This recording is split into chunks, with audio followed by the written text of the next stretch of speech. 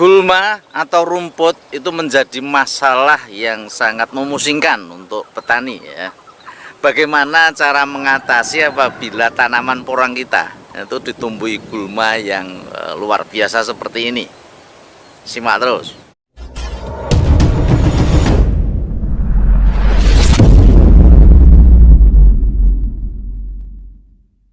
Assalamualaikum warahmatullahi wabarakatuh. Masih review lagi untuk lahan yang kemarin ya. Yang kemarin kita upload ini dari tanaman milik seseorang.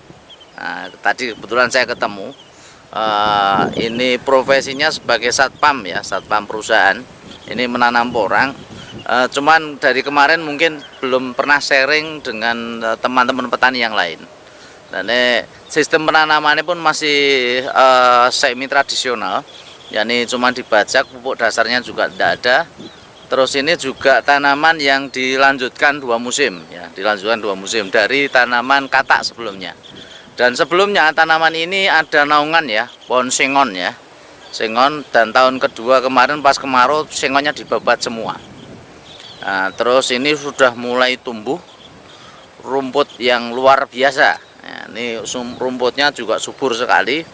Nah, kemarin sempat kita review pada video sebelumnya ya untuk tanaman yang 2 musim. Terus kemarin juga sempat kita sharing, kita sarankan untuk pembasmian gulmanya bagaimana. Nah, ini yang kadang petani itu patah semangat di tengah jalan sehingga banyak mereka yang gagal di akhirnya nanti. Karena apa? Untuk rumput sudah tidak dibersihkan lagi karena kosnya nanti akan banyak ya, banyak sekali. Nah, ini yang menyebabkan kadang sudah enggan ya kita membersihkan, terusan dibiarkan, dan hasilnya nanti pun saya yakin kalau dibiarkan secara terus-menerus sampai panen nanti, ini hasilnya tentunya tidak akan maksimal ya, karena nutrisinya juga sangat banyak keserap rumput. Pada dasarnya untuk umbi kemarin yang kita review ya, umbi 2 musim untuk batang itu tidak ada yang besar sekali. Estimasi kemarin saya hitung yang di sini itu maksimal setengah kilo ya, sekitar setengah kiloan ke bawah untuk umbi-umbinya, melihat dari pertumbuhan batang. Pertumbuhan batangnya cuman segitu. Nah, ini sangat berbeda sekali apabila kita menanam dengan olah lahan kembali dan memaksimalkan nutrisi. Secara otomatis ya ini juga banyak tanaman yang mati ya. Yang di umbi pertama, umbi tahun kedua ini tidak muncul di ganggangnya. Berarti kemungkinan ada hambatan pada waktu yang lalu, entah itu tanamannya tidak tumbuh lagi atau busuk atau terserang jamur sehingga habis. Kita kurang tahu, karena ini dilanjutkan ya, tanaman yang 2 musim. Dari tanam katak tahun lalu dibiarkan saja, ini sudah mulai tumbuh sendiri. Nah, ketemu sama pemilik kemarin, kita coba sharing. Akhirnya kemarin tanya bagaimana cara mengatasinya. Kemarin sudah kita kasih guidance ya untuk mengatasi gulma yang sangat luar biasa ini. Nah, ini sudah sebagian sudah diaplikasikan ya, alhamdulillah diaplikasikan, yakni dengan herbisida sistemik ya, dengan dosis tidak lebih daripada 100 ya, tidak lebih daripada 100, antara sekitar 80-70 kan, melihat dari tanaman dan tanaman yang kita tanam dan tanaman yang muncul, tanaman liar yang muncul. Tanaman yang kita tanam porang itu besarnya kayak apa, besar kecilnya kayak apa, karena ini dari umbi, maka kemarin rodok dosisnya tak suruh agak tinggi ya, tinggi sekitar 80, tidak masalah. Nah, itu kita lakukan. Nah, nanti untuk proses selanjutnya kita akan lakukan lagi ya, lakukan lagi 2 kali ya, 2 kali mungkin dalam 2 minggu yang akan datang ya. Setelah rumput-rumput ini kelihatan kuning-kuning semua, nah nanti sebagian pasti ada yang tidak mempan ya, tidak ada yang mempan ya. Secara otomatis pada tahap kedua 2 minggu setelahnya kita basmi lagi dengan herbisida sistemik lagi plus herbisida pratumbuh ya, supaya nanti dalam waktu 2 bulan 3 bulan itu aman, tidak ada rumput. Nah, ini yang penting sekali. Terus yang ketiganya yakni perawatan selanjutnya dengan yang namanya pupuk organik cair, karena tanah kita itu sudah dikasih herbisida secara otomatis, ya dampaknya di tanah itu pasti ada, walaupun kecil ya, walaupun kecil nanti tetap ada. Nah, kita kembalikan lagi nutrisinya, mikroorganisme yang ada di dalam tanah lagi dengan yang namanya pupuk organik cair. Nah, selalu akan menggunakan pupuk organik cair apabila kita pengen menghendaki tanaman kita menjadi subur, tanah kita menjadi hidup, dan tanah kita bisa ditanami tanaman apapun.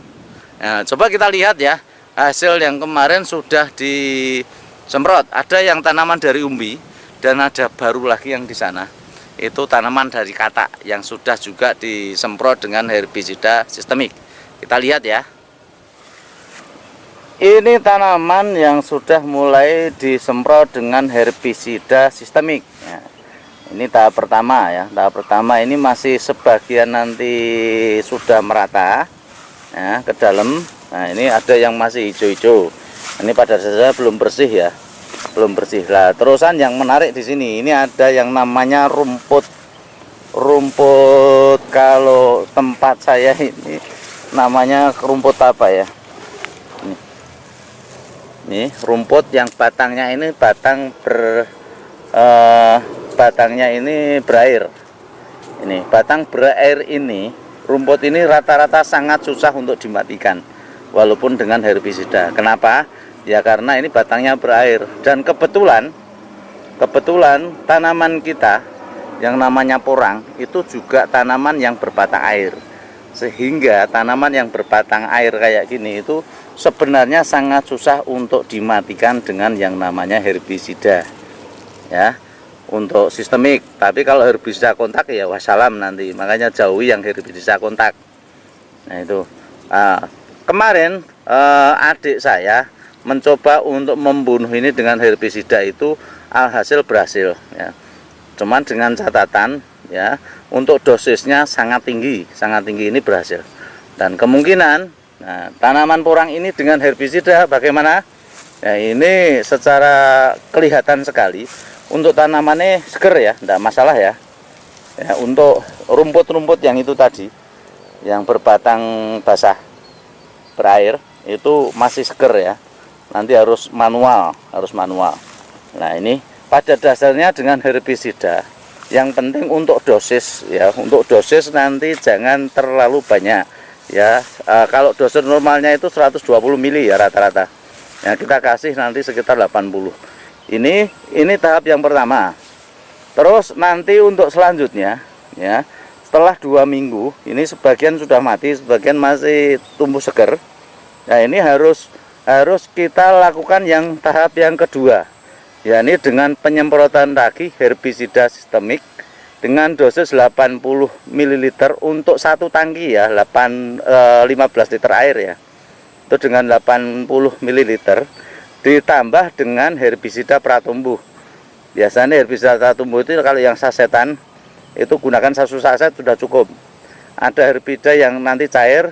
Untuk petunjuk pakainya nanti silahkan dipakai, karena untuk pratumbuh itu akan mematikan khusus untuk biji ya, bukan tanaman. Biji-biji bunga-bunga yang nanti yang kita semprot yang di sini, itu yang jatuh, itu nanti supaya dimatikan ya, dimatikan dengan herbisida pratumbuh. Ini untuk kelihatan sekali bahwa untuk herbisida sistemik, untuk dampaknya terhadap tanaman porang, asal kita aplikasi tidak terlalu banyak, tanaman masih seger ya. Ini yang tanaman besar. Nah, lanjut lagi untuk tanaman yang katak yang kecil. Nah, ini untuk tanaman katak yang kecil ya. Ini sudah disemproti juga. Nah, ini. Terus kita lihat di sini. Nah, ini. Nah, untuk porangnya ini kelihatan ya masih ya. Daunnya agak menguning memang ya. Mungkin dosisnya ini kemarin saya belum tahu ada dosisnya tinggi atau tidak. Tadi sempat karena orangnya masih ada, nanti akan kesini lagi, kita akan tanya lagi. Nah, itu. Terus yang itu masih ada. Yang di sana juga masih ada. Untuk yang di depan-depan itu juga masih ada. Pada dasarnya sebagian agak menguning. Nah, menguningnya itu karena naungannya. Nah, naungannya memang sudah terbuka akhirnya menguning atau karena obat. Nah, ini belum tahu. Karena dosisnya saya lihat di sini juga karena rumputnya luar biasa ya, itu juga mungkin agak tinggi juga. Yang jelas untuk melihat batang memang cenderung yang di sini itu tinggi ya. Tinggi karena kemarin tidak ada naungan rumputnya luar biasa. Nah, itu yang di sana-sana juga sama. Pada dasarnya untuk tanaman porangnya masih aman.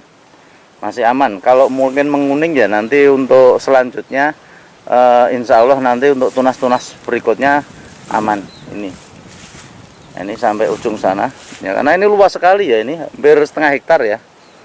Yang tanaman di sana itu masih luar biasa, belum disemprot sama sekali.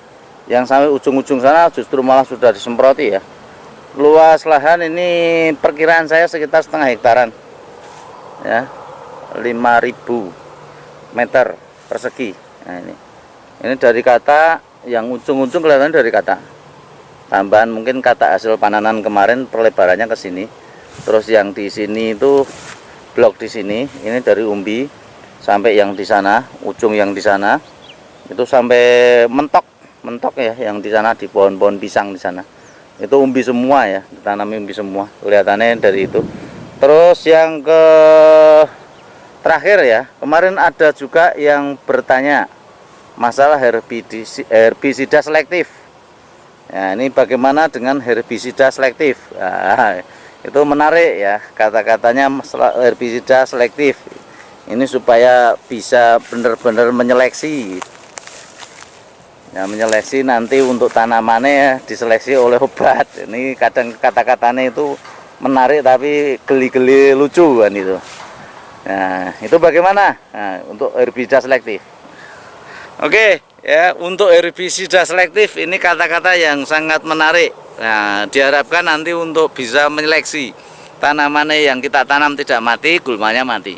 Pada dasarnya untuk herbisida selektif ini luar biasa. Kalau saya herbisida selektifnya dengan mereknya 55 ya. Ini 5 sama 5 alias manual. Ini pasti selektif. Ya.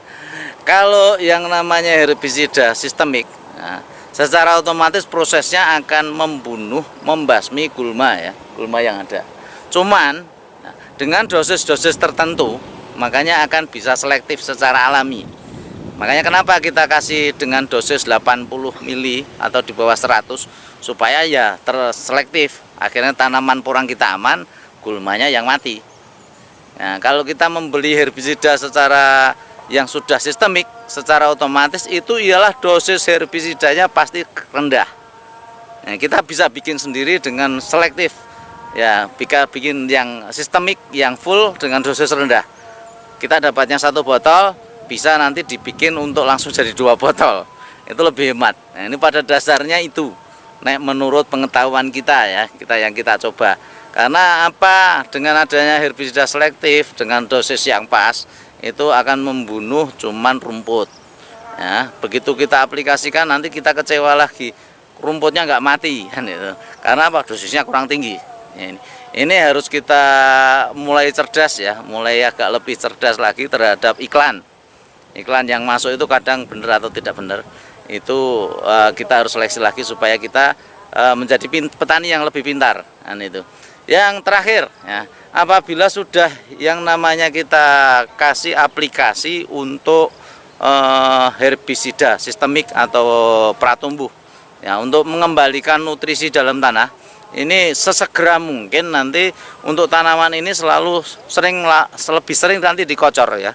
Dikocor dengan pupuk organik cair ya, supaya mikroorganisme di dalam tanah itu nanti akan secepatnya kembali. Terus rutinitas juga sama, biasanya kita aplikasikan antara 10 hari sampai 15 hari sekali ya untuk POC, pupuk organik cair. Dan kebetulan kita yang kita pakai selama ini itu ialah pupuk organik cair dari fermentasi urin kelinci. Kontennya sudah saya bikin nanti untuk sebelumnya, nanti silahkan disimak ya. Silahkan disimak nanti untuk pupuk organik cair membuatnya bagaimana dari urin kelinci.